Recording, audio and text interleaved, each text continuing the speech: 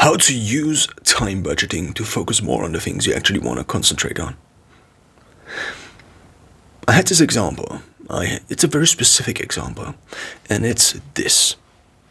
For the last years, I tried to train, so this means either going to the gym or going onto a run. Going for a run, actually. That's the correct grammatical form. I try to do these things at a very specific time. What this allows you to do is, instead of having to worry whenever you want to do the run, not whenever, but when actually you want to do the run. You don't, that's it. You don't plan, basically, but you base everything on the time. Why does it work? Or what's the bigger idea behind it? So first of all, if we take a look at budgeting, often it is used in finance. What does it mean? It means that we have different buckets for different purposes. This could mean that we have a bucket for nutrition and food, that we have a bucket for clothes, we have a bucket for our children maybe, and things like these. So whenever now you don't have money in the clothes bucket anymore, you don't just grab the food bucket and get the same money. Why does this help? Because theoretically, it's a misconception, you could say. It's theoretically a psychological distortion effect that is not correct. But nevertheless, we use it in order to simplify decision theory. You could say theory, but also decision management.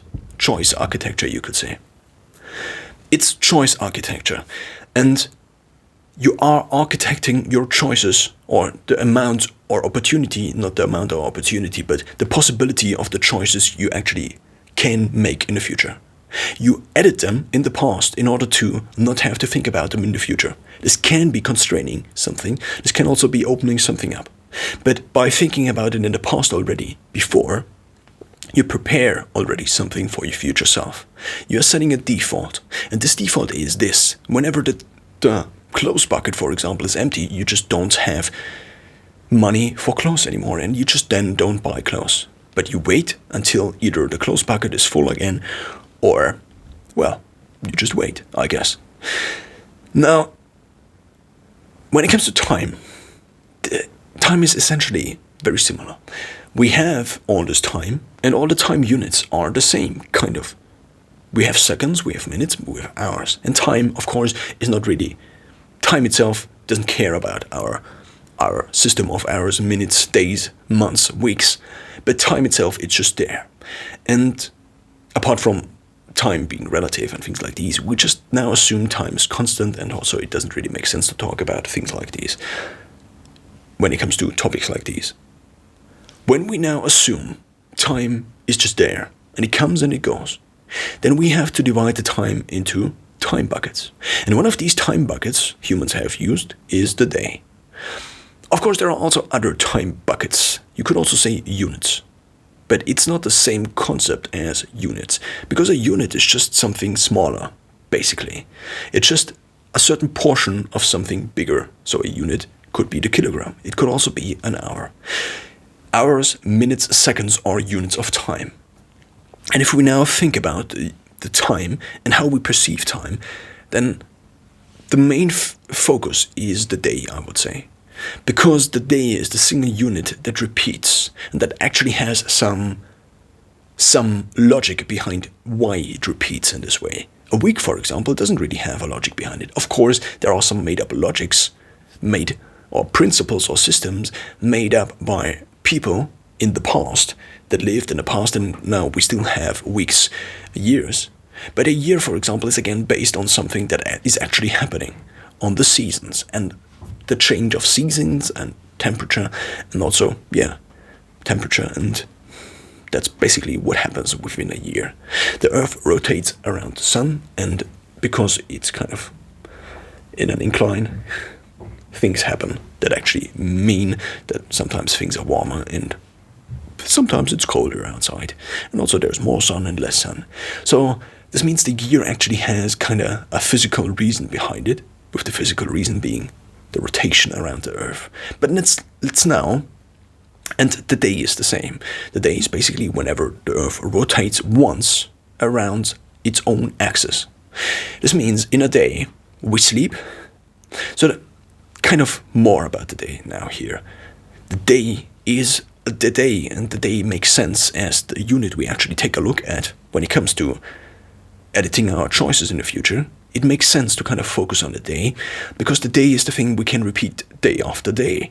The day is the thing we can actually perceive. We can actually kind of foresee how we will be, or in what mood we will be at the end of the day. Not always, but it's a very limited amount of time. And when it comes to constraining time, or using time or using time constraints in order to focus more on the things we actually want to achieve, then it makes sense to have small units we can actually focus on. Because if you focus on things like the rest of your life and what you want to achieve the rest of your life, and then it's like, yeah, but what should I do now in this moment? Does it actually make sense to now sleep, go for a run, to work, to study? What makes sense now? Because it doesn't make sense for example, if you don't have money, and you should have money for the rest of your life, then it doesn't make sense to sleep right now. That's an obvious paradox. And here is where time bucketing hits us. Time bucketing is not really a phrase on its own, but much more it's commonly known as time blocking or time scheduling. So we take the concept out of finance, which is budgeting, and we apply the budgeting to time. And now if we apply the budgeting to time, it has a different name, which is called, or the name is, time blocking or scheduling. We already do this to a certain extent, I guess. Many of us do this whenever we edit something in our calendar. We use the calendar in order for us to remind ourselves that this set time in the future is basically reserved for something. This could be another person, this could be a meeting, this could be a wedding, this could be a date with yourself whenever you go on a run. Now, when it comes to social interactions and calendars, there is this kind of paradox that usually other people only see things like as really important, or only acknowledge things as really important if there is somebody else involved, another party involved. This means if you, for example, say that you have to go on a run at this point in time, that's kind of debatable if there is not another entity involved, like I have to do this marathon and I signed up for this marathon, therefore I just can't at this date. But this is just about figuring out the social structure, not really the social structure, but much more the social implications behind something like time blocking and scheduling. Now, let's apply this actually. We use the unit of the day. Why? Because the unit of the day is something that repeats day after day again. We could also use the week, and it makes sense to use the week for bigger things, like how many times a week should I do sport?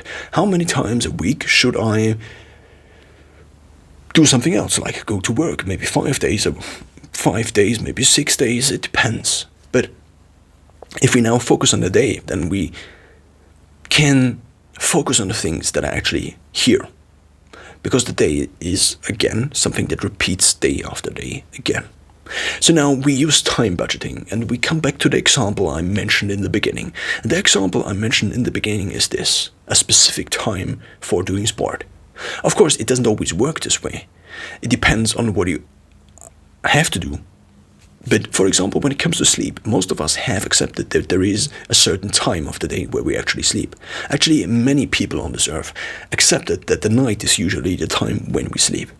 Of course, there are people who don't sleep in the night, but they have to sleep at some part of the day.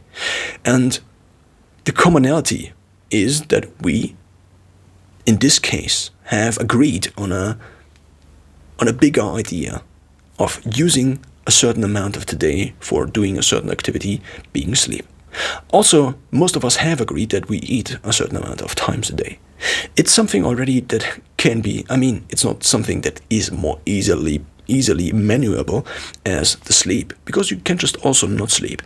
But of course, there are also other factors that contribute to when you sleep and whether it actually makes sense to sleep and things like these. But now, let's come back to doing sport. What if you treated doing sport as a necessity, and you just wanted to find a slot in every single day where you actually kind of could make sure? Of course, there are also other constraints, like if you are a parent and you have to maybe read goodnight to your kids, if you have to work over hours. I think that's the saying, not the saying, but the phrase. Or if you do night shifts, then it's also different. But it has to be, it's not really about making sure everything is the same always, but it's making sure it's as close to being the same as possible on a single day. This could also be that you find a rhythm in a week that makes sense. For example, going for a run 2 times a week, or going on a long walk 1 times a week. So obviously you can think bigger. You can also include the week, and it also makes sense when it comes to, in general, scheduling tasks. I mean, it makes sense, for example, to buy Christmas presents once a year and not 3 times a year. That's obvious, but at the same time, if you really think about it, there are 2 factors that are mainly involved whenever we have to schedule a task. The first one is whether this task is something that has to be done once or repeatedly. And repeatedly can be anything from 0 to infinity. If a task doesn't have to be done at least 1 time, then it's basically not a task anymore, so you basically sorted out the task. Because there is no such thing as, oh yeah, I should do it, but only to point 0. So this means you don't do things half, because if you do something, of course you can interrupt the thing, but in terms of scheduling, this doesn't really make sense. This is what I'm saying. So the first big part is the frequency. And the second big part is the task itself. So every task you will ever do has a frequency, which can be 1, or has a frequency that is bigger than 1. And the frequency basically is not just an absolute number, but the absolute number divided by time. That's a frequency. The absolute number itself is not a frequency. Because if we think about doing a task once, then it's usually not just once, but it's once per our lifetime. Because that's the biggest time phase we kind of can think about. Because there are not more lifetimes. You could still think, oh yeah, our generation of families has to. Of course, but if we do things once, usually it's within a lifetime once. So now we take the frequency and we also take the task itself, and then we determine whether this task should be done and when this task should be done. It's just an optimization problem. If you, for example, decide you want to go for a run, then you just take the year. You can also take 10 years and plan, but if you just take the year, for example, and then you break it down to every single month, and then do every single week and every single day, then you could say, a goal would be to increase the amount of runs I do within a year, within the frequency of a year. Then you could just say, okay, last year I did 0. If I now want to do more, then I could just do 1, and this would be an increase. And that would be totally solid. That's goal achievement 100%. Now, when it comes to doing things on a regular basis, there are things that can be done on a daily basis. They can be broken down in a way that fixes the amount of time we use on doing this activity every single day. Sleep, for example, makes sense. It doesn't really make sense to sleep once a year for a few weeks and then not sleep for the rest of the year, because we need sleep. Because sleep, the task sleep, has a frequency that is every single day. So it's 1 per day, or it's 8 hours per day. So it's basically a certain amount of hours per a certain amount of time. So it's basically time divided by time, which is then not a unit anymore. So it's basically just a proportion of time of the day, if we take the day as the proportion or the unit in this case. Now, when we use budgeting now, budgeting is basically saying that a certain amount of the day is for a certain amount of activity. Not a certain amount, but for a certain type of activity. Budgeting is saying that in the night we sleep. That's budgeting. That's time budgeting. Budgeting is to say that from 9 to 5 or from 8 to 4, it varies a little bit, it's work time. And this helps us to not think about, oh yeah, but I also could go on a run like at 2 in the afternoon. For most of us, no, because, I mean, it also depends what the constraints are. If you are employed and you are in a 9 to 5 situation, then obviously the constraint applies to you. Of course, you could somehow forego this constraint, or you could also have like flexible work hours, and then maybe go for a run in the middle of the day. But when it comes to, I mean, it's just a constraint. That's what I'm saying. And now we have discussed the task itself. We have also discussed the frequency. Working, for example, the frequency usually is 5 times a week. This means 5 times 5 days out of the week are pretty much identical in terms of the structure when it comes to the work. And then we have 2 times that are basically setting off the whole thing. Now, apart from the obvious choice, not really choice architecture, but the thinking behind the frequency and task, and just the thinking behind this architecture of time scheduling, there is also something else, which is psychology and how you are actually able to do the things you want to do. And when it comes to actually being able to do the things you want to do, just like time budgeting is a method for simplifying time management, because you don't have to think about, oh yeah, should I sleep at 2 a.m.? Should I sleep at 3 a.m.? Let's just wake up and see if I actually should sleep, or if this is a good time for sleeping. I'm actually awake right now, so I could do like things. Because we accept the constraint of sleeping at night, we don't think about these things because we just sleep at night. We also prevent ourselves from waking us up with using an alarm every 20 minutes just to check if sleeping is still the right priority. But instead, we just accept that this is a constraint, that this is a given. Once we have the default that we sleep every night, we don't have to think about it every night again. So now, what if we took the same approach? And what if there also was a psychological trick that could help us to do more of the things we want to do by making more of the choices of our everyday lives default choices, and therefore just choices we don't have to spend our willpower on? There's a concept when it comes to willpower, and that says willpower per amount of time is kind of fixed. We can reset it. This has to do with the motivation system and the reward system, so serotonin, dopamine, and also adrenaline. But when it comes to resetting there is this concept. This is what I'm saying. And there have been studies, for example, if you drain the willpower of people or not really the willpower, but the system 1, not the system 1 thinking, but the system 2 thinking. System 1 is basically the automatic things that our body makes us do and automatically does. And system 2, again, is the rational thinking. The rational thinking we actually have to do if we have to do mathematical calculations. So if you then do a study where you put the people, or where you say to these people that they have to solve a mathematical problem and then have to decide whether to eat junk food or normal good food, like clean food, like proper food, then what happens is that if you drain their willpower by having them solve a mathematical problem before, that they tend to be more likely to choose the junk food because the willpower is kind of just a little bit more drained.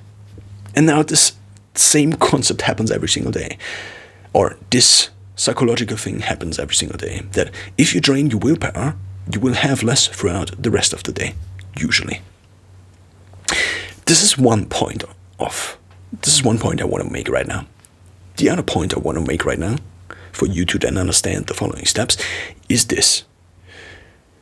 Things that can be done on a daily basis are called habits usually. They are not necessarily habits, but if you do them on a daily basis, what happens is this. System 2 is constrained by a lot of things. We don't have a lot of processing power as the conscious self we are. But most of the things actually are done by system 1. And that was a rhyme, even though not intended. So if system 1 controls so many of our things, like if we had to focus on our breathing patterns all of the time, it would be very difficult to solve mathematical riddles also. It would not be very difficult, but it would be more difficult if we also had to parallel process all of these tasks. System 1 usually does, like actually keeping sure we are alive, actually digesting, all of these things, actually repairing our cells after a workout. So now, the more we can outsource to system 1, so basically we take system 2, all the tasks, and we say like, oh yeah, this task is basically something system 1 could also do, and this task also. It's basically outsourcing things we want to do. And here is how to do it. The more similar things we do repeatedly, so on a frequency that is bigger than 1, again and again and again, the more similar they are to each other, so every single performance of the task, the more similar it is to each other, the more System 2 actually analyzes, like an AI algorithm, that these things are things we do again and again and again. And if then you brush your teeth by the 250th time, then System 2 will already have taken over a huge portion of the brushing teeth part. And then you have time to listen to podcasts while brushing your teeth, or to speak to someone, or to think about the random things that are appearing in your head. But you just have more capacity to think about these things because System 2 already took all of the data that was already there, analyzed it, and basically stored all of these actions into a now referable file, a subprogram that is then done every time we hit these triggers, like going into the bathroom at a certain time of the day and then brushing our teeth. Now, the same principle can be applied for many other things, like showering, for example. Do you really have to think about, oh yeah, I have to do this right now and I have to turn on the water? No, you don't, because it's already a habit. So now, if the best approach to making things, or to turn things into a habit, is to make it something that is, to turn it into a task that is done daily. This is also the reason why many of pregnancy prevention pills actually have to be taken every single day, even though they didn't have to be taken every single day.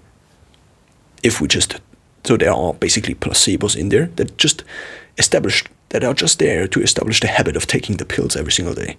Because then people tend to forget less that they have to take them, and this is the reason then the whole procedure works better. Now,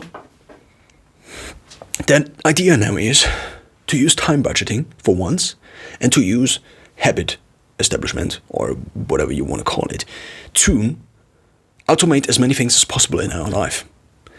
To then release more of we don't have then more of our willpower, but we have to use less of our willpower to do all the tasks that are there every single day. A very nice example now is this I mentioned in the beginning already. If you decide, and you can somehow make it work, this is not about, oh yeah, but I cannot do this at this point in time.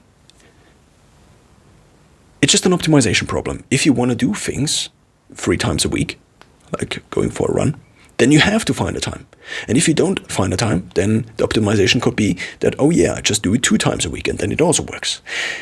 The idea now is, if you can do things on a daily basis, then habit automation kicks in, and you actually don't have, and all the benefits we just discussed apply. When now it comes to time budgeting, basically combining these two principles gives you the following.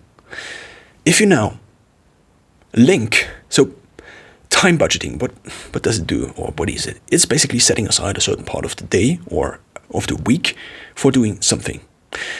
And if you set this aside on a daily basis, and it's the same every single day, what happens now is, instead of you going into the bathroom and then triggering the brushing your teeth habit, instead of this habit kicking in whenever you have all these other triggers, like being a little bit tired, also expecting to go to bed, also having done all the things you wanted to do in a day, if you instead used the time itself, the daily time, as a trigger for your habit, then at every single point in time in the future, where the day repeats again, so at every single day where you still are living, the habit kicks in. Not to full force, because it's only one trigger and there are more triggers, and sometimes the time trigger cannot be that strong, especially if you don't do it every single day at the same time.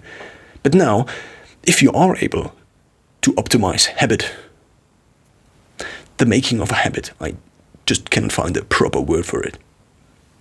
What happens is then that just by hitting the same times every single day, like, oh, it's 8, I have to work. Oh, it's 12, I have to eat. Oh, it's 5 in the afternoon, I can finish work. Oh, it's 6 in the afternoon, I usually go for a run. Oh, it's 7 in the afternoon, I usually prepare dinner. Oh, it's 11 p.m. and I usually go to bed. If you just hit these points And this obviously is something you are, and many people are, or all the people are using already, just to an extent that could be more optimized by applying these principles just more and more.